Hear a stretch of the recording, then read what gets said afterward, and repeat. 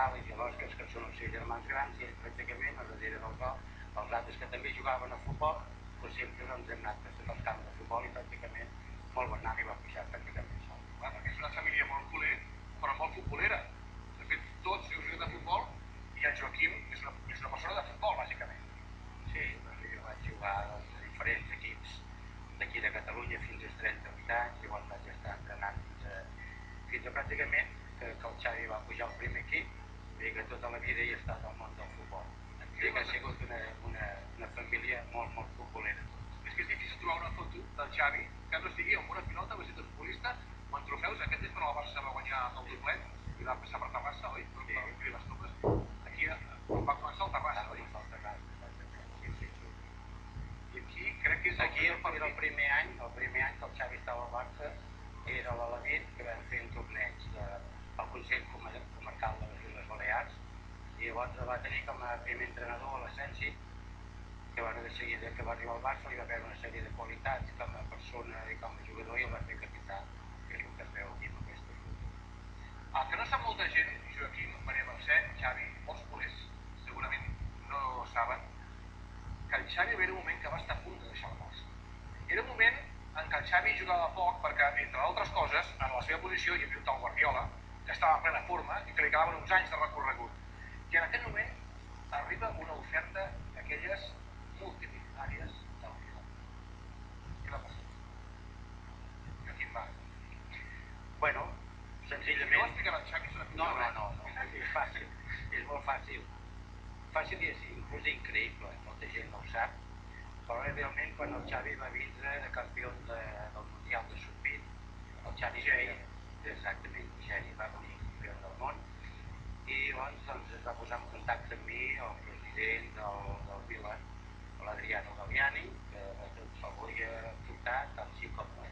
El Xavi estava en un moment complicat, que hi havia dues temporades que estava aquí, no jugava gaire perquè davant tenia el capità i un símbol com el Barça. I llavors va ser, quan aquest senyor estava molt interessat, estava disposat a pagar la clàusula de rescissió. Escolta, que em sembla que li pagaven 8 vegades més el que cobrava el Barça, Realment una fortuna.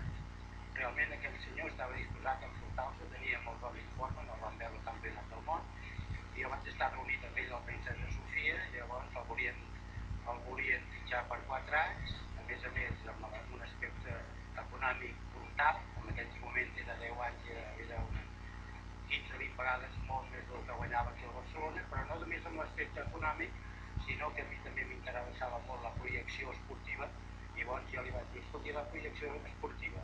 Llavors ell em va donar un paper i diu, ho veu?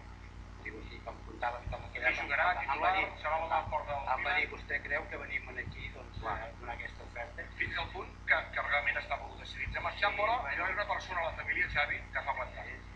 Sí.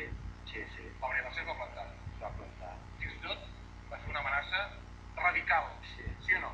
Perquè deia que no es podia sortir-ne ja. Què vas dir? Ho veia bastant clar que, tenia que vestir ella per això, perquè estava fora. Però l'ambient familiar era que veiem bastant de marxar. I jo vaig dir, no, això no pot ser, perquè jo veia que no era el moment adequat per marxar el Xavi de Barça. Vas dir tot? Si marxa, em divorcio? Això sí, ho vaig dir, no. Era un farol, o no? No, és la veritat. No, però la veritat és que el Xavi, a part d'aquesta oferta, aquesta sempre n'ha tingut, a través de la seva trajectòria, era molt difícil en aquell moment el tema esportiu, el tema econòmic, renunciar a aquella oferta d'anar amb un equip com el Milan, que en aquell moment era l'equip que dominava pràcticament Europa, i dir-los que no. Però ell va dir que no, i a través de hagut altres anys també que ha tingut moltes ofertes increïbles, i el Xavi és... Sí, però ell és més culer que cap i sempre la seva il·lusió és estar aquí. Maria Mercè, gràcies per aquella... No sé si era un farol o no, però gràcies perquè en aquell moment vas aconseguir que Xavi es quedés. No era cap farol, i la veritat, jo no veia el moment adequat per marxar. Amb l'edat que tenia, pujava així, no hagués tombat així. No, més val venir aquí i sempre pensava que ho faria. La família no estaria completa sense els germans, Òscar. Sí, i estic amb dos dels tres germans. Estic amb l'Òscar i amb l'Àlex i falta l'Ariadna, que no ha pogut venir perquè està treballant, i tots dos anaven somrient i anaven corroborant aquesta història que explicàveu. Heu estat molt al costat de Xavi en moments puntuals, per exemple, en la final del Mundial, i veu ser, i a més, amb un objectiu molt clar que teníeu, no? Sí, bueno, Xavi venia davant de la final, ens va dir als amics i als germans que portéssim a la Senyera, que teníem el sentiment de guanyar i que trauria la Senyera per tot l'estadi. I sí, així vam posar Xavi que Marta, la va portar, i jo la vaig portar tot el dia a Hamburgo i anar al partit també en Xavi aquí al Port. I al partit, el Xavi la va demanar, la va demanar i la tirar i davant d'aquesta famosa Senyera que el jo amb el Xavi la van moure per tot l'estadi, que la va veure tot. També les imatges de com prepareu la Senyera. Clar, això vol dir que Xavi tenia molt clar que ajudava a la final i que la guanyava, perquè si us encomana ja que porteu la Senyera, no? Sí, va ser just abans del 3 o 4 dies va ser. Quan heu tingut aquesta Senyera fins ara? A casa? L'heu guardat? Sí.